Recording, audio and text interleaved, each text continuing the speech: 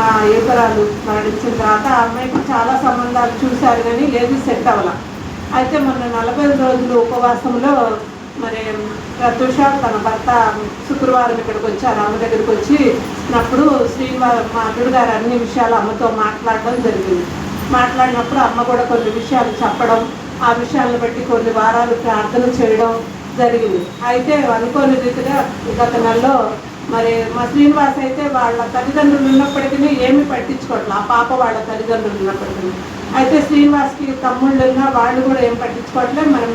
మా అల్లుడు గారు చాలా దూరంగా ఉన్నారు. ఏ సంబంధం వచ్చినా ఈ పిల్లని ఇక్కడ చూపించాలన్నా అందరినీ గ్యాదర్ చేసి చూపించడం చాలా ప్రాబ్లంగా జరిగింది.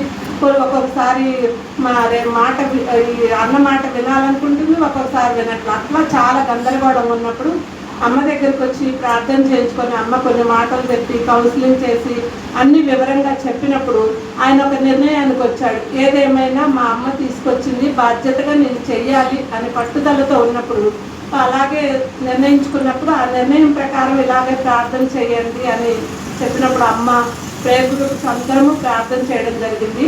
అయితే గత నెలలో అమ్మాయికి ఒక వాళ్ళ ఊరు పక్కనే అన్నమాట, దగ్గరే దేవుని నమ్ముకున్న వ్యక్తి ఆ 2 కొడుకులు ఆ సంబంధం రావడం జరిగింది.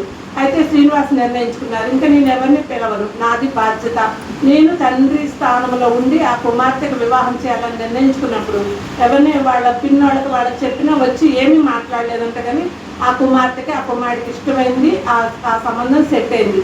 దేవుని కృపను బట్టి దేవుడు మన సంఘం ద్వారా ఎవరైతే వాళ్ళ వేదన వాళ్ళ దుఃఖాన్ని దేవుడు చూస్తాడో ఆ సమయంలో మన ప్రార్థన వాళ్ళకెంతో సాకారంగా జరిగింది. తల్లి ప్రేమికుడు ప్రార్థన బట్టి ఆ కుమార్తెకి వివాహం స్థిరపరిచారు. జూలై 1st వీక్లో నిశ్చితార్థం పెట్టుకున్నారు. దేవునికే మహిమ, హల్లెలూయా. అదే వాళ్ళు చాలా శ్రమలో ఉన్నారు, తనకి ఆరోగ్యం బాగుండదు, ఆర్థిక పరంగా కూడా చాలా బాగుండదు. అయితే వాళ్ళ కుమారుడికి వివాహ గడియలు వచ్చినప్పుడు చాలా సంబంధాలు ఎతికినా ఎక్కడ సెట్ అవ్వట్లేదు. పలానా చోట అమ్మాయి ఉందంటున్నారు, అలా ఉన్నప్పుడు చాలా చోట్ల ఎదిగినప్పుడు దొరకకపోతే మన క్రిస్మస్కి మా ఇంటికి వచ్చినప్పుడు శుక్రవారం మళ్ళీ ఒకసారి అమ్మ దగ్గరికి వెళ్ళి ప్రేయర్ చేయించుకోమ్మా. అమ్మ ఏమంటారంటే ఎక్కువ శాతం మనం చెప్పినా చేస్తారు, కానీ వాళ్ళ సమస్య వాళ్ళు వచ్చి చెప్పుకున్నప్పుడు వివరంగా విశ్లేషించి చెప్పడానికి వాళ్ళతో అమ్మ మాట్లాడినప్పుడు వాళ్ళు దాన్ని వినడానికి కూడా ఒక ఆస్కారం ఉంటుందని మరి నా కొడుకు కోడలతో పాటు చంద్రకళ కూడా శుక్రవారం వచ్చినప్పుడు నా అమ్మతో చెప్పిందమ్మ నా కొడుకు వివాహం కావాలని డిసెంబర్లో చెప్పినప్పుడు అనుకోని రీతిగా కూడా మరి ఒక సంబంధం మా చిన్న చెల్లి వాళ్ళ ఊళ్ళోనే ఉందని చెప్పారు. అమ్మాయి అయితే మంచి కంపెనీలో జాబ్ చేస్తుంది, ఆ అమ్మాయికి జాబ్ చేస్తుంది, ఈ కుమారుడికి అయితే ఓన్లీ డ్రైవింగే వచ్చు. అయితే వాళ్ళు ఏమో ఆలోచించారంటే మా సొకీలలోనే మా పిల్లని ఇవ్వాలనుకుంటున్నాము, అందులో మా చెల్లి మా మరిది ఈ కుటుంబ విషయంలో అనుబంధం కావాలని అనుకున్నప్పుడు ఏమో ఇట్లా సంబంధం వచ్చినట్టు ఇలా సంబంధం ఉందమ్మా అంటే అమ్మన్నారు, నాన్న నువ్వు కూడా ఎప్పుడు ప్రార్థన చేయి, మాట వచ్చేటప్పుడు అన్నిట్లో ఉంటే మంచిది నాన్న, ప్రార్థన సాకారం కూడా ఉంటుంది అనుకున్నాను. నేను అంతకుముందే చాలా ఒక సమయం పెట్టుకున్న వివాహాల విషయంలో. దేవుడు నిజంగా గొప్ప దేవుడు అండి, ప్రార్థన ఆలకించే దేవుడు. మా తండ్రి గారు ఎప్పుడు చెప్తారు, మన మొర ఆయన యొద్దకు చారునేమో అని. ఆ మాట నాకు చాలా హృదయంలో అద్దుకుంటుంది. నేను చిన్నకైనా ప్రార్థన చేసిన దేవుడు మన మొరని వింటున్నాడని దేవుడు మన నమ్మకం ఉంచినప్పుడు కార్యం చేస్తాడు. అదేవిధంగా ఆ కుమారుడికి మరి మొన్నటి దినమున వాళ్ళు వచ్చి ముచ్చట మాట్లాడుకొని మరి లగ్న పత్రిక కూడా వాళ్ళు వాళ్ళు లగ్న పత్రిక రాయించుకున్నారు. ఆగస్టు 16వ తారీఖు ఆ కుమారుడు వివాహం నిశ్చయించుకున్నారు. దేవునికే మహిమ.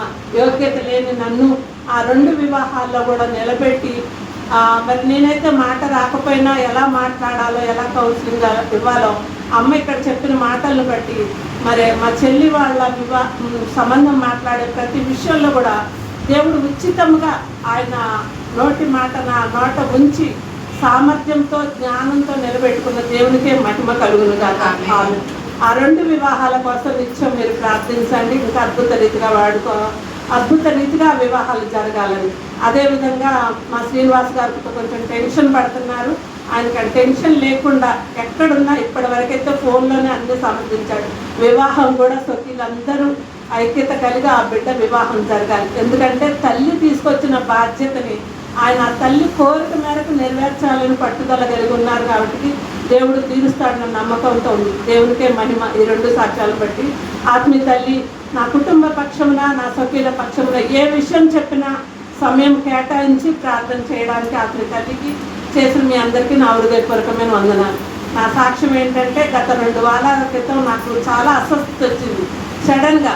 ఎందుకంటే నేను పడుకున్న ఆ రోజు గురువారం మా అబ్బాయి ఏదో ఒక సమస్య ఉందమ్మా నా కోసం ప్రార్థన చేయాలనేసరికి నాలో తెలియని ఒక ఆందోళన అలజడి వచ్చేసినప్పుడు మా ప్రత్యూష మా 2 బిడ్డలు కూడా ఇక్కడే ఉన్నారు.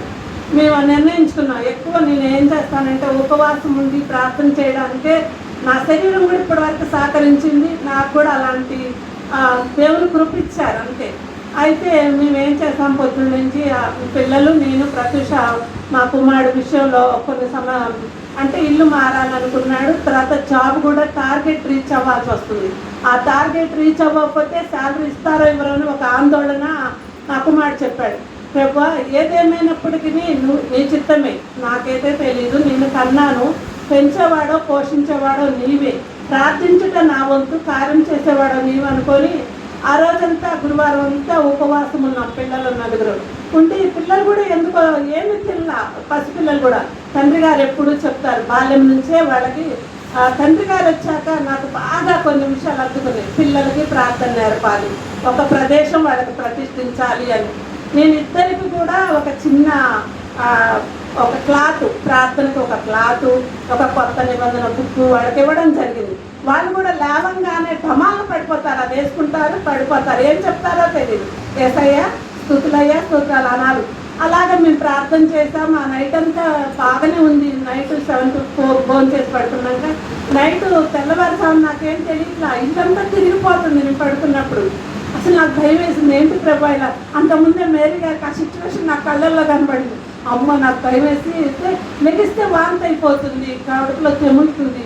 అయినా కానీ ప్రభా నేను లెగిస్తే సరే ఒకవేళ ఏం తినలేదు కదా, నేనేమన్నా తింటే కనుక ఇది గ్యాసు అదంతా పోయిద్దామనుకొని లేచి బ్రష్ కడుక్కొని కొంచెం తిరిగాక అది వాంతి అయిపోతుంది, కూర్చున్నా తిరిగిపోతుంది.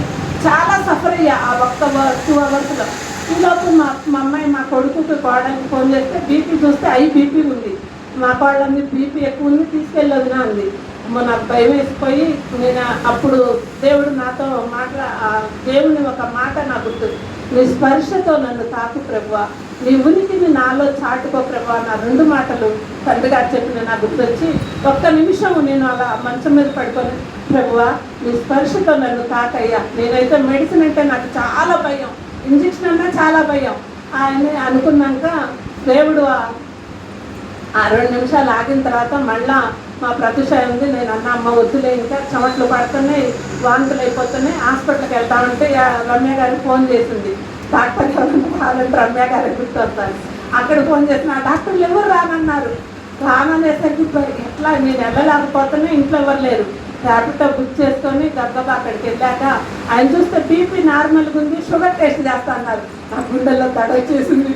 ప్రభా నాయన యేసయ్య నువ్వే నాకు స్వస్థత దయచేయి అన్న. షుగర్ టెస్ట్ కూడా చేశాడు. యేసయ్య దేవుడి కృపను బట్టి ఏమీ లేవమ్మా, అంత బాగుంది, కాకపోతే ఎంటి కడుపున నువ్వు పులుపు లాంటి తినడం లాగా జరిగింది, అందువల్ల అంతలేదు.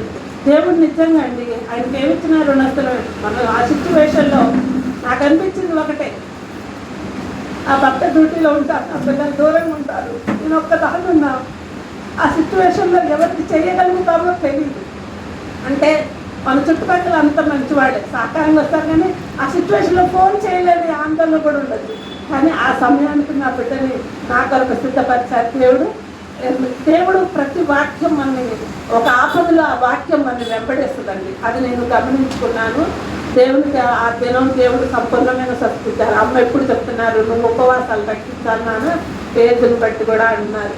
కానీ దేవుల్లో నేను నా బుధవారం ఒకటి దేవుని నా బిడ్డల కోసమే కేటాయించుకున్నాను, శుక్రవారం సేవ కోసం.